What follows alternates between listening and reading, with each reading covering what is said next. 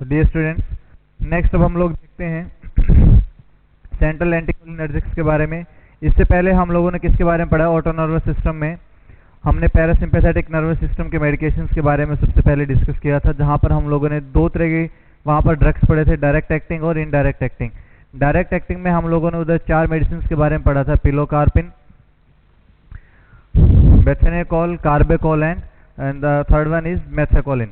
हमने 4 मेडिसिन के बारे में वहां पर डिस्कस किया था। उसके बाद फिर हम लोगों ने देखा था जो इनडायरेक्ट एक्टिंग मेडिकेशंस होती हैं, जहां पर वो किस तरह के साइड इफेक्ट शो कर सकते हैं या फिर इफेक्ट अपने शो कर सकते हैं, रिवर्सिबल इनडायरेक्ट पैरासिम्पैथेटिक मेडिकेशंस, या फिर हम लोगों ने वहां पर क्या बोला था उनको, जो हमारे एंटीकोलिनेस्टेज एंजाइम्स होते हैं, सॉरी जो कोलिनेस्टेज एंजाइम जो होते हैं उनकी एक्टिविटी को ब्लॉक कर देंगे, एंटीकोलिनेस्टेज इनहिबिटर्स वहां पर क्या कर दिया था उनको बोला गया था। तो हम लोगों ने फिर डायरेक्ट एक्टिंग में फिर से हम लोगों ने 2 तरह के पढ़े थे। इनडायरेक्ट में भी कितने होते हैं? रिवर्सिबल और इरिवर्सिबल। जो रिवर्सिबल में थे हमने उसमें 2 तरह की कैटेगरी हम लोगों ने वहां पर डिस्कस की थी। First one lipid soluble and the second one is water soluble. Lipid soluble में फिर हम लोगों ने कितने मेडिसिन के बारे में पढ़ा था? 5 मेडिसिन के बारे में वहां पर हम लोगों ने डिस्कस किया था। पहला क्या था वहां पर? फाइसिस्ट्रिगमिन, डोनाजेपिल, रिवास्ट्रिगमिन, टैक्रिन एंड लास्ट वन कौन सी थी? गैलेंटामाइन। वहां पर हम लोगों ने 5 ड्रग्स के बारे में पढ़ा जो फिर वाटर सोल्यूबल आते हैं। वाटर सोल्यूबल में फिर हम लोगों ने सबसे पहले नियोस्ट्रिगमिन, फिर पायरिडोस्ट्रिगमिन, एंडोर्फिन और सबसे लास्ट में टेंसिलोन। जो क्या करती थी टेंसिलोन? जिसको हम लोगों ने बोला था टेंसिलोन सेंसिटिविटी टेस्ट, जिसको हम लोग किसके लिए यूज करते हैं? मिस्थीनिया ग्रेविस के डायग्नोस्टिक इवैल्यूएशन के लिए हम लोग क्या करते हैं? चेक करते हैं। नेक्स्ट फिर हम लोगों ने पढ़ा था इरिवर्सिबल के बारे में, इरिवर्सिबल एंटीकोलिनेस्टेज इनहिबिटर्स। वहां पर हम लोगों ने फिर से 2 तरह की पॉइजनिंग के टाइप्स वहां पर हम लोगों ने पढ़े थे, या तो ओपी पॉइजनिंग हो सकती है या फिर कार्बामेट पॉइजनिंग हो सकती है। तो ओपी पॉइजनिंग में फिर हम लोगों ने पैराथियन, मेलाथियन और डाइजिनोन 3 के बारे में वहां पर पढ़ा था। कौन कौन सी? पैराथियन, मेलाथियन और डाइजिनोन के बारे में वहां पर पढ़ा था। फिर उसके बाद कार्बामेट पॉइजनिंग में हम लोगों ने क्या पढ़ा था? कार्बामेट पॉइजनिंग में वहां पर फिर से 2 मेडिसिन हम लोगों ने वहां पर पढ़ी, कार्बोरिल और दूसरा कौन सी थी? प्रोपोक्सर, या फिर इसको बेगन हम लोग क्या करते हैं? बोलते हैं। ठीक है। उसके बाद फिर हम लोगों ने डिस्कस किया था, उसके बाद ये तो क्या थी? पैरासिम्पैथोमिमेटिक्स ड्रग्स के बारे में हम लोगों ने पढ़ा था। उसके बाद हम लोगों ने क्या पढ़ा है?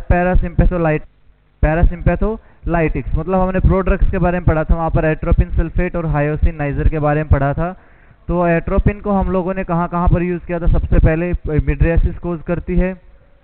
उसके बाद सिक्रीटरी ग्लैंड के ऊपर क्या इफेक्ट आता है उसके बारे में हम लोगों ने पढ़ा। अस्थमा में कौन सी मेडिसिन यूज की जाती है? शॉर्ट एक्टिंग और लॉन्ग एक्टिंग कौन कौन सी मेडिसिन वहां पर यूज की जाती हैं? वहां पर 2 एग्जांपल मैंने आप लोगों को बताए थे, इप्राट्रोपियम ब्रोमाइड और आइटोट्रोपियम ब्रोमाइड। और फिर मैंने आप लोगों को मिड्रियासिस के लिए क्या बताया था? वहां पर एट्रोपिन की जगह पर हम लोग आजकल अल्टरनेटिव यूज करते हैं, शॉर्ट एक्टिंग एंटीकोलिनर्जिक या शॉर्ट एक्टिंग एंटीकोलिनर्जिक मेडिकेशंस के बारे में हम लोगों ने क्या क्या बताया था वहां पर आइज के लिए मिड्रियासिस कोज करने के लिए। वहां पर पहले हम लोगों ने देखा साइक्लोपेंटोलेट, होमेट्रोपिन, और उसके बाद फिर क्या देखा था हम लोगों ने? होमेट्रोपिन, साइक्लोपेंटोलेट और ट्रोपिकामाइड। 3 मेडिसिन के बारे में हम लोगों ने वहां पर डिस्कस किया था।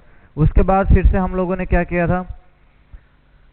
एंटीसिक्रेटरी और एंटीस्पाज्मोटिक मेडिकेशंस के बारे में पढ़ा था। सबसे पहले हम लोगों ने हम जो यूज करते हैं कौन कौन से के बारे में पढ़ा था वहां पर? सबसे पहले डाइसाइक्लोमाइन प्लस मैफिनेमिक एसिड, मतलब जो मेफ्टाल्सपास के नाम से जो मेडिसिन आती है वो हम लोगों ने क्या की थी? डिस्कस की थी। तो हम लोगों ने देखा था कि 20 mg तो उसमें क्या होता है बच्चों?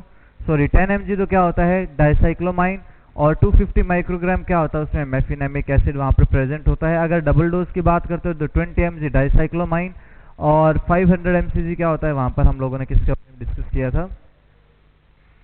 मैफिनेमिक एसिड वहां पर प्रेजेंट होता है, जो क्या करता है? एंटीसिक्रेटरी, मतलब सिक्रीशन को भी कम करेगा और स्पाज्म को भी क्या करता है? कम करने का काम करता है।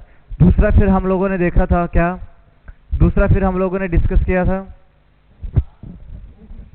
After that we had discussed about the बस्कोगोस्ट, बस्कोगोस्ट बोलो या फिर बस्कोपेन बोलो, या फिर मैं क्या बोल सकता हूं बच्चों? वहां पर उसका जो केमिकल नेम होता है hyoscine butyl bromide, hyoscine butyl bromide. फिर हम लोगों ने क्या किया था? वहां पर पढ़ा था। उसके बाद फिर हम लोगों ने किसके बारे में डिस्कस किया था? ड्रोटावेरिन, जो न्यूली एंटीस्पाज्मोटिक मेडिकेशंस होती हैं। ड्रोटावेरिन जो मेडिकेशन हॉस्पिटल में किस नाम से आती हैं? ड्रोटिन के नाम से आएंगी। और उसके बाद फिर हम लोगों ने क्या किया था बच्चों वहां पर? उसके बाद फिर हम लोगों ने देखा था कि उसको और क्या बोला जाता है? ड्रोटावेरिन को PDE blockers, phosphate डाइएसिटाइल enzymes blocker, ठीक है। तो डाइएस्ट्रेडाइन, तो इसके बारे में हम लोगों ने क्या किया था, डिस्कस किया था। नेक्स्ट हमारा टॉपिक आता है एंटीकोलिनर्जिक ड्रग्स। कौन सी ड्रग्स आती हैं बच्चों, एंटीकोलिनर्जिक ड्रग्स वहां पर आती हैं, ठीक है। तो अब देखो आप लोग, ये किस लिए की जाती हैं, एक्स्ट्रा पिरामिडल डिसऑर्डर के लिए यूज किया जाता है, ठीक है। देखो ध्यान से सुनना अब आप लोग, कि जो बेंजहेक्सोल है ये मोस्ट कॉमनली यूज की जाती है हमारी, कौन सी मेडिसिन यूज की जाती है, बेंजहेक्सोल हम लोग क्या करते हैं, मोस्ट कॉमनली यूज वहां पर करते हैं। तो वहां पर हम लोग देखो क्या कर सकते हैं, बेंजहेक्सोल, तो मैं क्या बोल सकता हूं, these medicine are also used in the treatment of extra pyramidal symptoms. और उसमें कौन सा होता है कि पार्किंसंस लाइक सिम्टम्स वहां पर दिखाई देते हैं, ड्रग इंड्यूस्ड पार्किंसोनिज्म वहां पर क्या बोल सकते हैं हम, उस सिम्टम को बोल सकते हैं कि पार्किंसंस डिजीज के जो सिम्टम्स हमें दिखाई देंगे, एक्स्ट्रा पिरामिडल सिम्टम्स। और कौन करता है सबसे ज्यादा एक्स्ट्रा पिरामिडल सिम्टम्स, ये करते हैं हैलोपेरिडोल, जो कैसी होती है, टिपिकल क्या होती है, टिपिकल एंटीसाइकोटिक मेडिकेशन से होती हैं। हैलोपेरिडोल जो क्या करती हैं, पॉजिटिव सिम्टम्स ऑफ स्किज़ोफ्रेनिया को ट्रीट करने का काम करती हैं। पॉजिटिव सिम्टम्स में क्या क्या आते हैं, जैसे हेलुसिनेशन, डिल्यूजन, ये सब चीजें क्या होती है, मतलब हमारी लाइफ में कोई एक सिम्टम ऐड हो जाना, तो मतलब क्या बोल रहे हैं उसको, पॉजिटिव सिम्टम्स ऑफ स्किज़ोफ्रेनिया। वहां पर मोस्ट कॉमनली कौन सी यूज की जाती है, बेंजहेक्सोल वहां पर हम लोग यूज करते हैं। तो देखो मैं क्या बोल सकता हूं, वैसे तो सभी की सभी मेडिसिन को क्या किया जाता है, used in the treatment of extra pyramidal symptoms.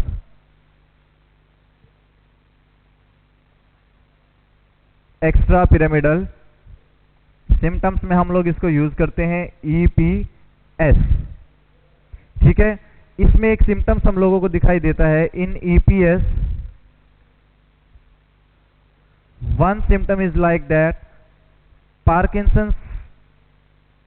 Parkinson's disease like symptoms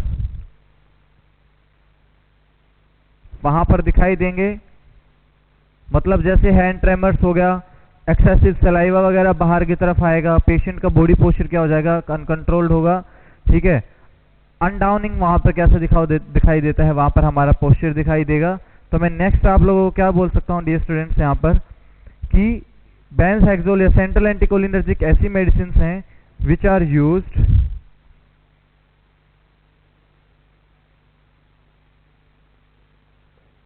in treatment of DIP, drug induced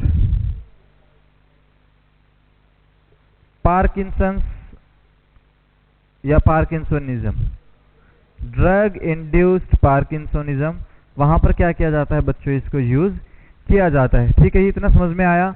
फिर एक आता है हमारे पास first generation antihistaminic drugs. First generation histaminic drug भी हम लोग क्या कर सकते हैं, वहां पर यूज कर सकते हैं। हिस्टामिनिक ड्रग क्या कर सकते हैं, वहां पर यूज कर सकते हैं। कौन सी आती है बच्चों, फिनार्गन,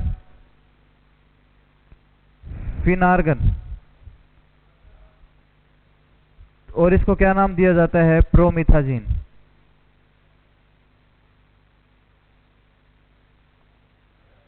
क्या नाम दिया जाता है इसको बच्चों, प्रोमिथाजिन इसको बोल दिया जाता है। बट ध्यान देना, जो फिनार्गन या प्रोमिथाजिन जो ड्रग है बच्चों, ये क्या करती है, ये ड्रग तो अच्छी है लेकिन ये कैसी ड्रग है, लेस इफेक्टिव देन बेंजहेक्सोल,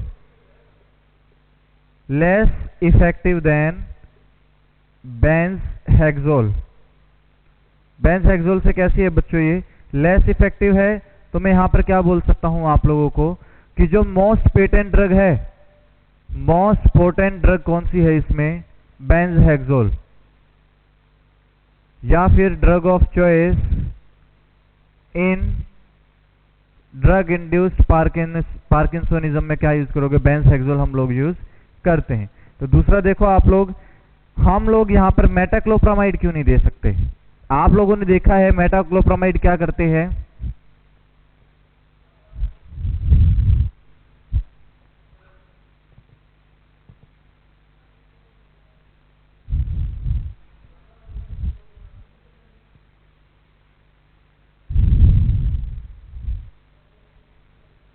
हम लोग क्या बोल सकते हैं, डोंट गिव मेटाक्लोप्रामाइड। क्यों नहीं देनी चाहिए? क्योंकि ये किसको, कीमो ट्रिगर जोन जो कहां पर होता है बच्चों, आउटसाइड द ब्रेन, जो क्या करवाता है, वॉमिटिंग वगैरह को क्या करवाता है, इनिशिएट करवाता है। लेकिन इसको ये कंट्रोल नहीं कर पाएगी इस कंडीशन में, कहां पर, डीआईपी में। ये आप लोग याद रखना। नेक्स्ट मैं अब आप लोगों से बोलना चाहता हूं कि जो मेडिसिन जो है प्रोसाइक्लिडिन, देखो मैंने आपके 3 मेडिसिन का जिक्र हम लोगों ने किया था। पहला कौन सा किया था, बेंजहेक्सोल, दूसरा था बेंजट्रोपिन,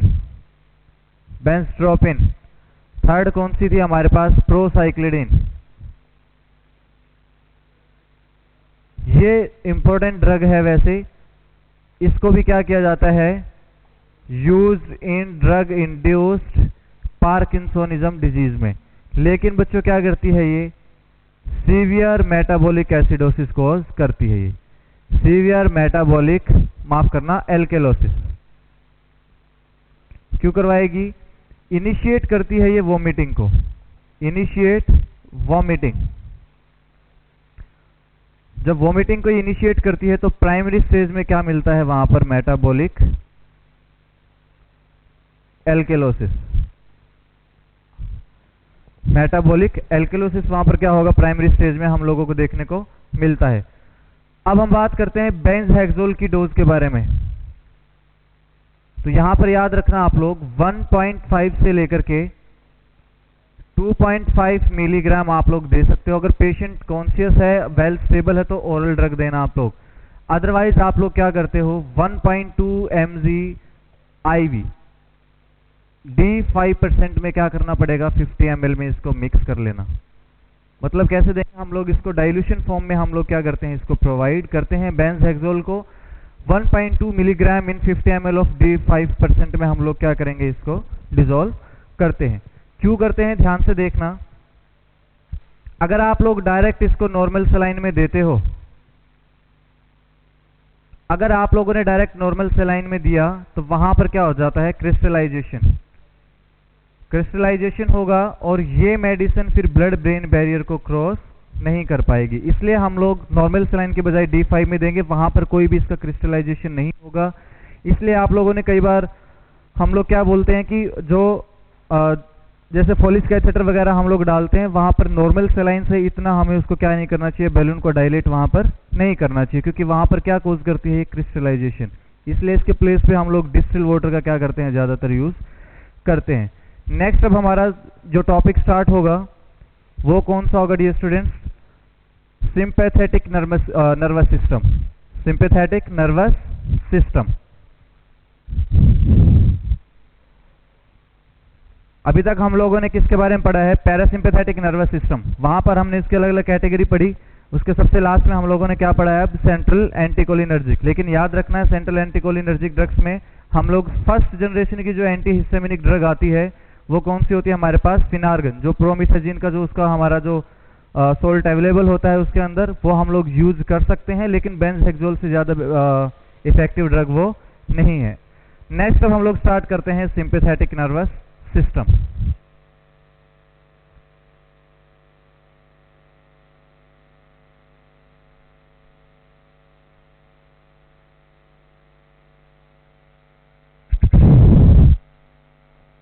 देखो डियर स्टूडेंट्स, हमने पैरासिम्पैथेटिक नर्वस सिस्टम में दो तरह के रिसेप्टर के बारे में डिस्कस किया था। पहला कौन सा गया था, मस्कैरेनिक रिसेप्टर, और दूसरा किसके बारे में डिस्कस किया था, हम लोगों ने निकोटिनिक रिसेप्टर के बारे में डिस्कस किया था। वहां पर हम लोगों ने क्या देखा था, जो मस्कैरेनिक रिसेप्टर जो था वो ज्यादा सेंसिटिव होता है as compare to nicotinic receptor. जो निकोटिनिक रिसेप्टर था वो ज्यादा स्ट्रॉन्ग रिसेप्टर था, क्योंकि उस स्केलेटन मसल्स की क्या करवा सकता है, कॉन्ट्रैक्शन वहां पर करवाता है या फिर इनको कंस्ट्रक्ट करके रखता है। दूसरा क्या था, वहां पर एसिटाइल कोलिन वहां पर काम करता था। क्यों, क्योंकि जो हमारे पास पैरासिम्पैथेटिक नर्वस सिस्टम होता है, प्री गैंग्लियोनिक नर्व में भी या फिर प्री गैंग्लियोनिक जंक्शन के साथ में जो पोस्ट गैंग्लियोनिक जंक्शन जो बनता है, दोनों के पास जो टर्मिनल बटन्स रहेंगे वहां पर क्या मिलता है, उनमें एसिटाइल कोलिन हम लोगों को देखने को मिलता है। लेकिन in case of sympathetic nervous system यहाँ पर मैस्करेनिक और निकोटिनिक रिसेप्टर काम ना करके कौन से रिसेप्टर काम करते हैं, अल्फा रिसेप्टर और बीटा रिसेप्टर। फिर हम लोग देखते हैं कि जो अल्फा रिसेप्टर है यहाँ पर ये अपोजिट हो काम करेंगे। जो अल्फा रिसेप्टर होगा वो कैसा होता है, ज़्यादा स्ट्रॉन्ग होता है as compare to beta receptor. But beta receptor क्या होता है, मोर सेंसिटिव। कैसा होता है, वो ज़्यादा सेंसिटिव होगा। मेनली कहाँ पर काम करता है बीटा रिसेप्टर, वो काम करता है हार्ट और किडनी पे। हार्ट और किडनी पे क्या करता है, ये काम करता है। जहाँ पर हम लोग क्या करते हैं, पॉजिटिव आइनोट्रॉफ इफेक्ट के बारे में पढ़ते हैं, पॉजिटिव क्रोनोट्रॉफिक और पॉजिटिव ड्रोनोट्रॉफिक के बारे में हम लोग वहाँ पर डिस्कस करेंगे। तो जो बीटा रिसेप्टर हमारा होगा, जो सबसे पहले बीटा 1 रिसेप्टर होगा। यहाँ पर दो तरह से हम लोग क्या करते हैं, बीटा रिसेप्टर को पढ़ते हैं। पहला बीटा 1 और दूसरा बीटा 2। जो बीटा 1 रिसेप्टर होगा बच्चों, वो क्या करता है, हार्ट पे और किडनी पे काम करेगा। तो क्या होता है, यहाँ पर जो हमारा हार्ट होगा उसके जो मायोसाइट्स जो हमारे वहाँ पर प्रेजेंट होते हैं, मायोकार्डियम में जो मायोसाइट्स प्रेजेंट होते हैं वहाँ पर क्या करता है, अपनी एक्टिविटी शो करना स्टार्ट करता है। तो वहाँ पर होता क्या है, जब मायोसाइट सेल्स जो होती हैं वहाँ पर पहला आएगा हमारे पास क्रोनोट्रॉफिक इफेक्ट। कौन सा आता है, क्रोनोट्रॉफिक इफेक्ट। ये कैसी, यहाँ पर अगर हम पॉजिटिव क्रोनोट्रॉफिक इफेक्ट की बात करते हैं तो वहाँ पर क्या होगा बच्चों, वहाँ पर हमारी जो हार्ट रेट है वो क्या होती है, इंक्रीज होगी। हार्ट रेट क्या होती है वहाँ पर, इंक्रीज होगी सिंपैथेटिक नर्वस सिस्टम में। जब मैं आप लोगों को सिंपैथेटिक नर्वस सिस्टम के सिम्टम्स वगैरह जो आप लोगों में अलाइक सिम्टम्स जो दिखाई देंगे उसमें साथ साथ में आप लोगों को मैं क्लियर करूंगा। दूसरा आता है आइनोट्रॉफिक इफेक्ट, पॉजिटिव आइनोट्रॉफिक इफेक्ट। वहां पर क्या होता है, फोर्स ऑफ कॉन्ट्रैक्शन क्या होती है बच्चों, वहां पर इंक्रीज होती है। पॉजिटिव आइनोट्रॉफिक इफेक्ट में क्या होता है, फोर्स ऑफ कॉन्ट्रैक्शन क्या होगी, बहुत ज्यादा इंक्रीज होती है। क्यों, क्योंकि जो इंट्रासेलुलर फ्लूइड होता है या स्पेस होता है उसके अंदर कैल्शियम का क्या होता है, इनफ्लक्स होता है, जिसकी वजह से स्ट्रॉन्ग कॉन्ट्रैक्शन क्या होती है वहां पर हमें देखने को मिलेंगी। और थर्ड वन कौन सा आता है इसमें, ड्रोनोट्रॉफिक इफेक्ट। थर्ड वन कौन सा आएगा, ड्रोनोट्रॉफिक इफेक्ट। मतलब क्या होगा, वहां पर जो रेट ऑफ कंडक्शन होगा, रेट ऑफ कंडक्शन क्या हो जाता है वहां पर, फास्ट होगा। जैसे ही रेट ऑफ कंडक्शन फास्ट होगा तो उसके साथ साथ में हम लोग क्या बोल सकते हैं कि वहां पर एक कंडीशन ऐसी आ सकती है, अगर अनकंट्रोल्ड कंडीशन रहती है तो वहां पर क्या हो सकता है, डिसरिदमिया या अरिदमिया की कंडीशन क्या हो सकती है वहां पर जनरेट हो सकती है। अब हम उसके बाद देखते हैं कि किडनी पे कैसे काम करता है। जो किडनी होती है हमारे पास उसमें क्या होता है, जो जक्स्ट्रा ग्लोमेरुलस जो एपरेटस होता है वहां से क्या होगा, रेनिन का ये क्या करता है, सिक्रीशन करवाता है। किसका सिक्रीशन होगा वहां पर, रेनिन का सिक्रीशन होगा। फिर बाद में जब हम फर्दर फ्लो चार्ट जब हम लोग इसका देखते हैं तो क्या होगा, ये ब्लड में सर्कुलेट करता है तो वहां से एंजियोटेंसिन 1, जो एंजियोटेंसिन 1 निकलता है, फिर वहां से क्या होगा, ACE enzyme, angiotensin converting enzyme क्या होता है, सिक्रीट होगा। तो जो एंजियोटेंसिन 1 होगा उसको किस में चेंज करता है, ये एंजियोटेंसिन 2 में। याद रखना मैंने आप लोगों को कार्डियोवास्कुलर सिस्टम में पढ़ाया था, एंजियोटेंसिन 2 को और इसके साथ में थोड़ी बहुत एल्डोस्टेरोन की एक्टिविटी को कौन ब्लॉक करता था, एंजियोटेंसिन रिसेप्टर ब्लॉकर्स एजेंट। जहां पर मैंने आप लोगों को टेलमिसर्टन और ओल्मिसर्टन के बारे में मैंने क्या किया था वहां पर डिस्कस किया था। तो फिर क्या करता है, जब एंजियोटेंसिन 2 का जब सिक्रीशन होता है बच्चों, वहां से एल्डोस्टेरोन निकलता है। क्या आएगा वहां से, एल्डोस्टेरोन जब वहां से सिक्रीट होगा तो वो क्या करता है, सबसे पहले याद रखना आप लोग, सोडियम का रीएब्जॉर्प्शन होता है। जब सोडियम का रीएब्जॉर्प्शन होता है कलेक्टिंग डक्ट में, वहां पर porous membrane like protein structures present होती हैं। जब वहां से इसका एब्जॉर्प्शन होता है तो क्या होगा, अब वाटर सोडियम के साथ साथ में क्या होगा, वाटर का भी रीएब्जॉर्प्शन होगा, तो जिसकी वजह से फ्लूइड लेवल क्या हो जाएगा, बॉडी के अंदर इंक्रीज होगा। तो हम लोग क्या बोल सकते हैं, जब फ्लूइड का लेवल बॉडी के अंदर इंक्रीज हो रहा है तो जो ब्लड प्रेशर का जो कम हुआ था वो क्या हो सकता है, इंक्रीज यहाँ पर हो सकता है। तो ये क्या होता है, हमारा हार्ट और किडनी पे जो ये काम किया इन्होंने, बीटा 1 रिसेप्टर ने काम किया था यहाँ पर, तो ये क्या हो गया, ज्यादा सेंसिटिव रिसेप्टर यहाँ पर आया था। नेक्स्ट फिर हम लोग देखते हैं इसमें बीटा 2 रिसेप्टर क्या करता है बच्चों। मैंने आप लोगों को बोला था कि जो सिंपैथेटिक नर्वस सिस्टम होता है, जितनी भी हमारे पास ब्रोंकियोल्स या ब्रोंकस जो होता है उसके साथ में जितनी भी स्मूथ मसल्स होंगी वो क्या करती हैं डियर स्टूडेंट्स, वो डायलेट हो जाएंगी। अगर हम ब्रोंकस की बात करते हैं तो वहां पर क्या होगा, ब्रोंको डायलेशन। फॉर एग्जांपल कि मैं आप लोगों को बोलता हूं एड्रेनालिन के बारे में, वो नॉन सिलेक्टिव होता है। कैसा होता है ये, नॉन सिलेक्टिव हमारा सिंपैथेटिक नर्वस सिस्टम पे काम करता है। नॉन सिलेक्टिव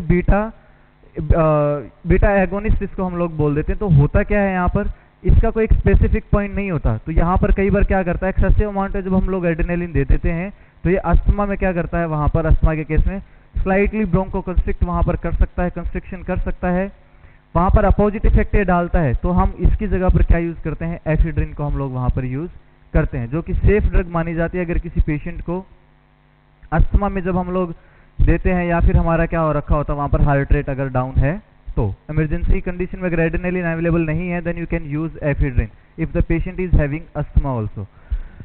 उसके बाद फिर हम लोग देखते हैं जीआई ट्रैक में। जीआई ट्रैक में क्या करता है ये, वहाँ पर भी स्मूथ मसल्स जो होती हैं हमारी उनको रिलैक्स करने का काम करेगा। ऐसे ही उसके बाद फिर हम लोग देखते हैं जो हमारा यूरिनरी ब्लैडर है, यूरिनरी ब्लैडर को तो अल्फा 1 रिसेप्टर जो उसकी नेक होती है उसको तो क्या कर देगा, कॉन्स्ट्रिक्ट कर देगा। लेकिन जो बीटा 2 रिसेप्टर होगा वो क्या करता है, वहां पर उसकी जो अपर स्मूथ मसल्स होती हैं डियर स्टूडेंट्स, उसको क्या करेगा, वो ज्यादातर डायलेट करने का काम करता है। फिर ऐसे ही हम लोग देखते हैं जो यूट्रस होता है, प्रेग्नेंट वुमेन का जो यूट्रस है, अगर उसमें हम लोग यूट्राइन रिलैक्सेंट की बात करते हैं तो वहां पर फॉर एग्जांपल कि हम रिटोड्रिन की बात करते हैं तो कैसा काम करेगा, वो यूट्रस को रिलैक्स करने का काम करता है। प्रीमेच्योर जो यूट्राइन कॉन्ट्रैक्शंस आती हैं, अर्ली यूट्राइन कॉन्ट्रैक्शंस जो आएंगे उनको क्या कर सकता है, वो कंट्रोल कर सकता है। तो ये सब क्या है, हमारा बीटा रिसेप्टर के बारे में है। फिर हम लोग बात करते हैं अल्फा रिसेप्टर्स के बारे में। क्या करते हैं हम लोग, अल्फा रिसेप्टर्स के बारे में। तो सबसे पहले अल्फा 1 रिसेप्टर की अगर हम लोग बात करते हैं तो अगर हम ब्लड वेसल्स का डिस्कस करें तो ब्लड वेसल्स में क्या करता है ये, वहां पर वेजोकंस्ट्रिक्शन कोज करता है। क्या करेगा, वेजोकंस्ट्रिक्शन। और किसमें, वेन्स में। तो वेजोकंस्ट्रिक्शन कोज करता है।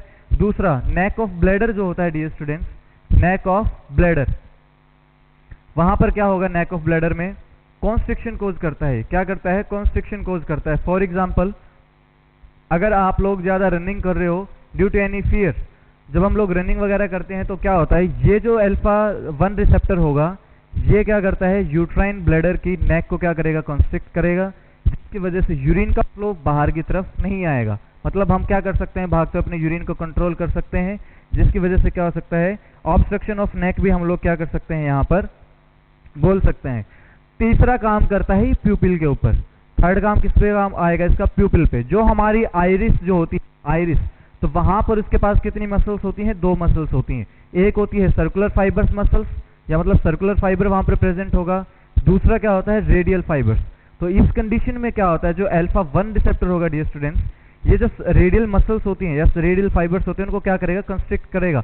वो जब कंस्ट्रिक्ट होंगी तो जो मिडल सरफेस होगा वो क्या हो जाता है, ज्यादा डायलेट होगा। तो हम लोग क्या बोल सकते हैं कि सिंपैथेटिक नर्वस सिस्टम के स्टिमुलेशन पे जब अल्फा 1 रिसेप्टर एक्टिवेट होता है तो वहां पर हमें क्या देखने को मिलेगा, प्यूपिल डायलेशन या फिर मिड्रियासिस हम लोग क्या कर सकते हैं वहां पर बोल सकते हैं।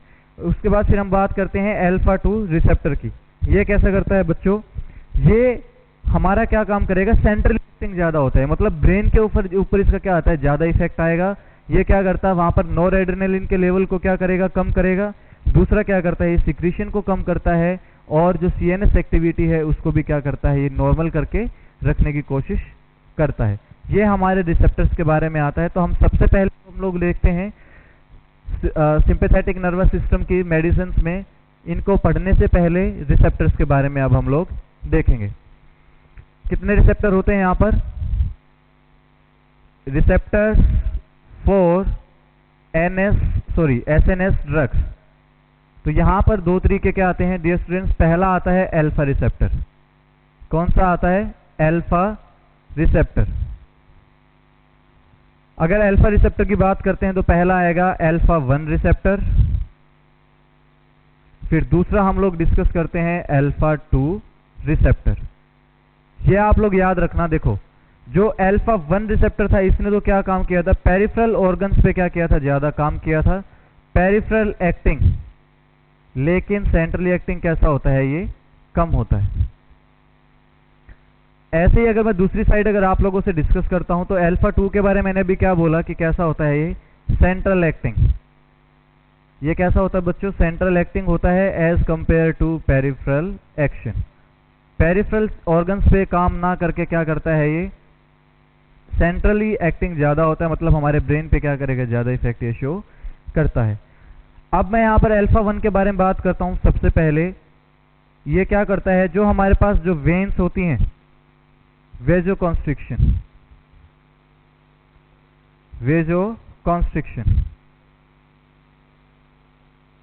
मोस्टली ये वेन में करता है। मोस्टली किस में करेगा, ये वेन्स में करता है, वेजोकॉन्स्ट्रिक्शन कोज करेगा। Second one is urinary bladder. जो यूरिनरी ब्लैडर है उसका क्या है, नेक ऑफ यूरिनरी ब्लैडर, उसको क्या करता है बच्चों, ये या तो कॉन्स्ट्रिक्ट करेगा, जब कंप्लीटली इसको कॉन्स्ट्रिक्ट कर देगा तो हम लोग क्या बोल सकते हैं कि उसको ऑब्स्ट्रक्ट भी ये कर सकता है। थर्ड वन अब हम लोग देखते हैं इसके बारे में, यूरिनरी ब्लैडर के बाद थर्ड वन हमारा आता है प्यूपिल। प्यूपिल में क्या करता है बच्चों, ये मिड्रियासिस कोज करेगा। कैसे कोज करेगा मिड्रियासिस, जो हमारी आइरिस है, आइरिस में कौन से फाइबर्स होते हैं, रेडियल फाइबर्स को क्या करता है, ये कॉन्स्ट्रिक्शन होगी, radial fibres constriction. For example ये क्या है हमारा, कोई ये प्यूपिल है और ऊपर की तरफ क्या रहती हैं, ये आइरिस मसल्स रहती हैं। अगर मैं आप लोगों को नॉर्मली एक स्ट्रक्चर बताऊं तो कुछ इस तरीके से हमें ये मसल्स दिखाई देंगी, कुछ इस तरीके से क्या होती हैं, ये मसल्स दिखाई देती हैं। और इसके चारों तरफ ये क्या होती हैं, सर्कुलर मसल्स हमें दिखाई देंगी। ये क्या होती हैं, सर्कुलर मसल्स, और ये रेडियल मसल्स। जब इन रेडियल मसल्स का क्या होता है, कॉन्स्ट्रिक्शन होता है, तो ये क्या करती हैं, एक दूसरे की तरफ स्ट्रेच आउट हो जाएंगी।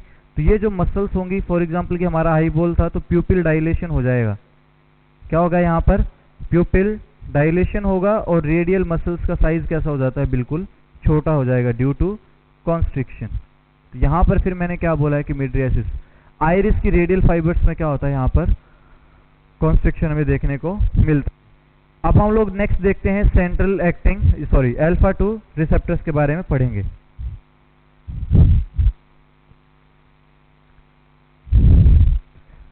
जो सेंट्रली एक्टिंग जो रिसेप्टर्स होते हैं, ये क्या करता है बच्चों, ध्यान देना, अल्फा 2 रिसेप्टर सबसे पहले decrease nor adrenaline secretion, nor adrenaline secretion.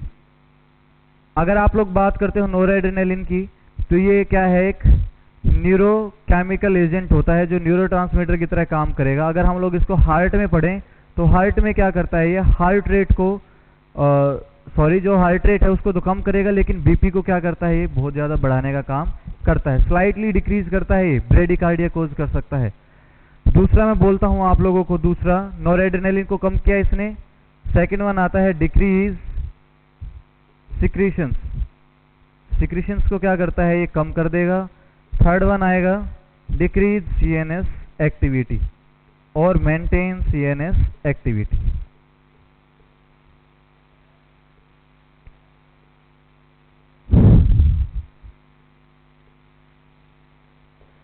ये हुआ, ये हमारे क्या थे, अल्फा रिसेप्टर्स थे, अल्फा 1 रिसेप्टर और अल्फा 2 रिसेप्टर। जो अल्फा 1 रिसेप्टर था पेरिफेरली एक्टिंग था ये, लेकिन जो अल्फा 2 है ये कैसा होता है, ज्यादातर सेंट्रल एक्टिंग होता है। नेक्स्ट अब हम लोग डिस्कस करते हैं डियर स्टूडेंट्स कि अल्फा 2 रिसेप्टर जो है, हमने यहां पर एक चीज लिखी है, सीएनएस एक्टिविटी को क्या करता है, ये कम करता है। सीएनएस एक्टिविटी को क्या करेगा, कम करेगा या फिर मेंटेन करेगा। लेकिन जितनी स्टडीज अभी तक हुई हैं उसमें 74% केसेस में क्या देखा गया है, अल्फा 2 रिसेप्टर क्या करेगा, 74% केसेस में अभी तक ये देखा गया है कि सीएनएस की एक्टिविटी को क्या करता है, डिक्रीज करेगा। इसलिए इसको क्या बोल दिया जाता है, it act as breakdown of sympathetic nervous system activity. Sympatholytic agent की तरह क्या करता है, ये काम करता है। नेक्स्ट अब हम लोग देखते हैं डियर स्टूडेंट्स बीटा रिसेप्टर के बारे में। किसके बारे में देखेंगे अब, बीटा रिसेप्टर के बारे में।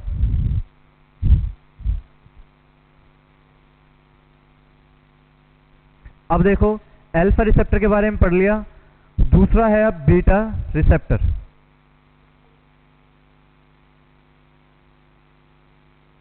अल्फा रिसेप्टर कैसा था, स्ट्रॉन्ग रिसेप्टर था ये, but beta receptor is sensitive receptor.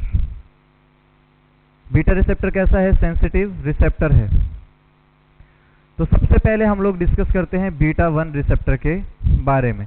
सबसे पहले किस पे काम करेगा डियर स्टूडेंट्स, ये हार्ट पे काम करता है। किस पे काम करेगा, हार्ट पे।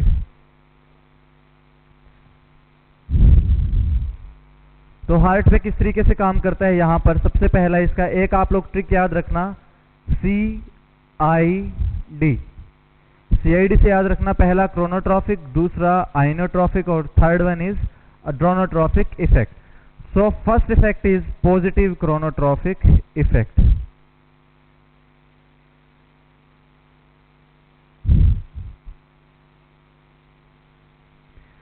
Second one is positive inotropic effect.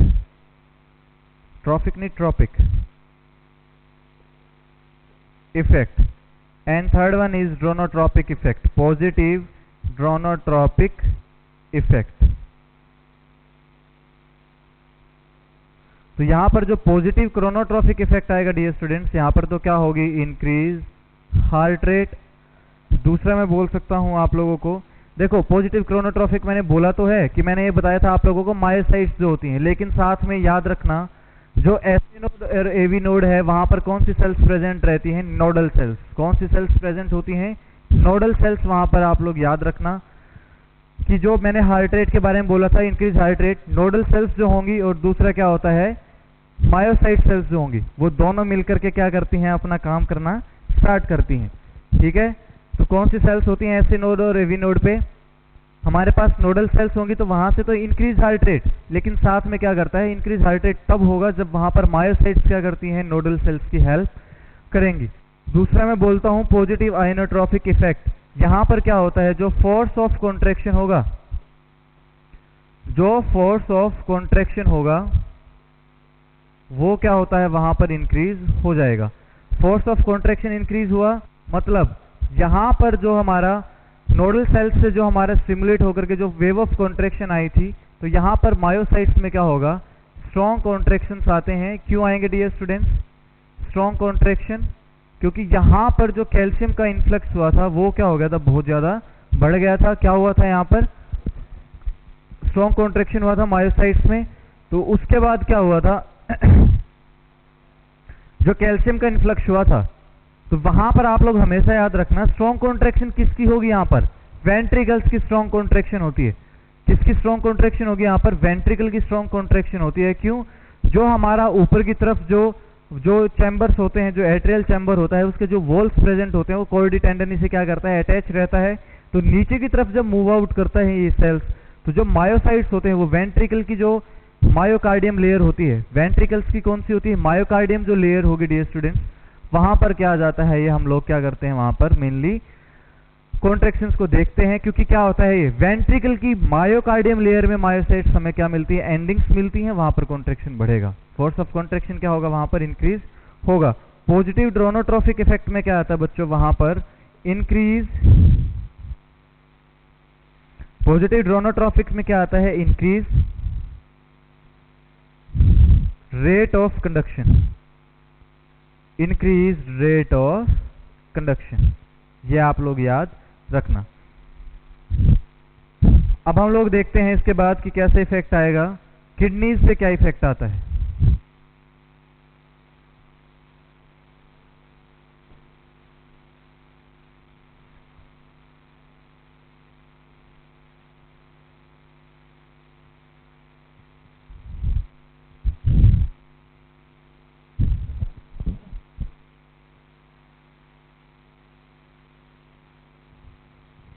देखो क्या होता है, दूसरा किस पे काम करेगा डियर स्टूडेंट्स, ये किडनी पे।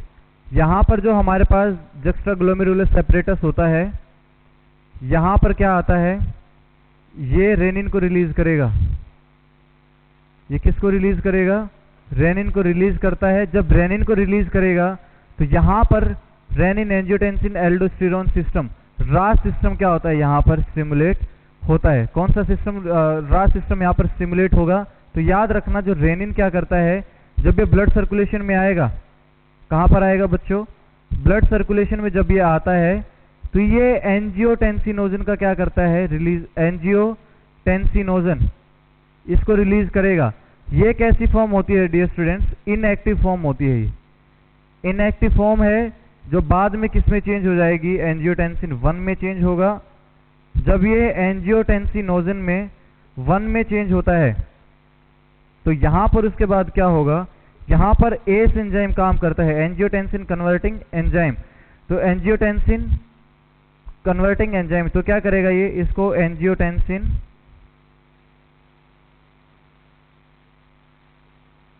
एंजियोटेंसिन 1 को एंजियोटेंसिन 2 में क्या कर देगा, चेंज कर देगा। और जब इसको ये चेंज करेगा डियर स्टूडेंट्स, तो ध्यान से सुनना आप लोग, जब एंजियोटेंसिन 2 क्या इसमें चेंज होगा तो ये एल्डोस्टेरोन क्या करता है, इसके लेवल को बढ़ाना स्टार्ट करेगा।